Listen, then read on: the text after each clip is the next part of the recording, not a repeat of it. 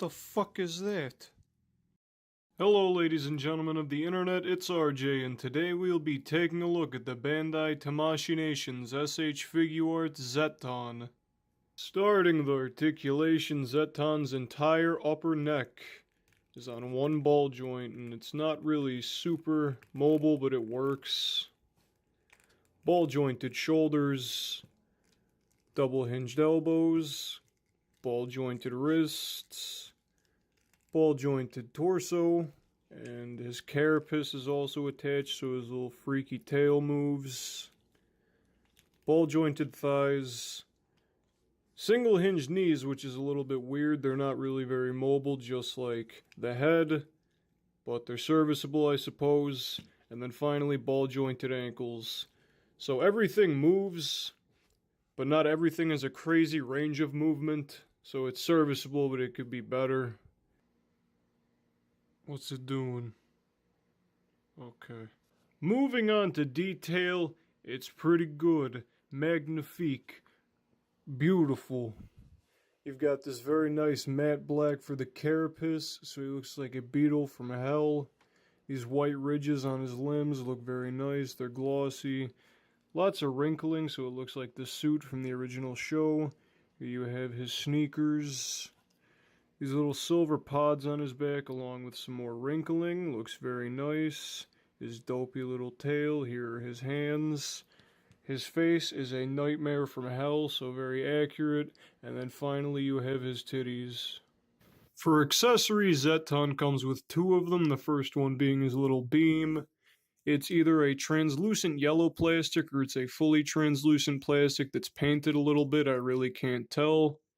Got some light sculpted in details, but it's pretty plain for the most part, which is how it's supposed to look. Putting it in isn't super fun because his arms aren't very mobile, but if you get it working, it looks pretty nice. Next up, we have a set of hands so he can absorb Ultraman Spatium Ray. I do not have the SHF Ultraman, so you're just going to have to imagine, but it does have the grooves for it. Now you can see it's not attached to the figure. There is a reason for this. The beam is attached kind of flimsily right here. As you can see, it's already wiggling. And Zetton's arms don't really want to cooperate, so I'd prefer to not break this for the sake of the shot. But you can kind of get the idea.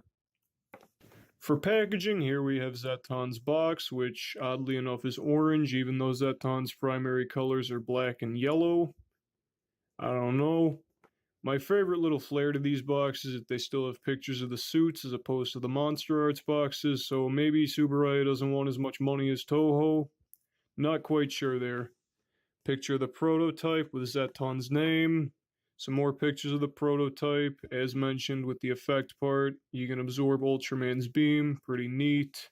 And then finally, you have the Bluefin sticker on the bottom. Finally, for scaling, here he is alongside some other figures. As you can see, he's a little bit too small to scale with the Ultra Acts, but he wasn't really designed for that line. But he scales perfectly with the other SHFs, so very nice. So overall, of the three, technically four monsters I've got from this line, this one's probably my favorite, but that could just be my bias for the character talking. It looks fantastic, the articulation's a little bit wonky, but it is serviceable, and the same deal with the accessories, but, So if you're a fan of the character, you just think the design's neat, I would definitely say go for it. The pricing is pretty fair, and the figure is pretty common, but it might not stay that way, so go ahead and get him as soon as you can if you'd like him.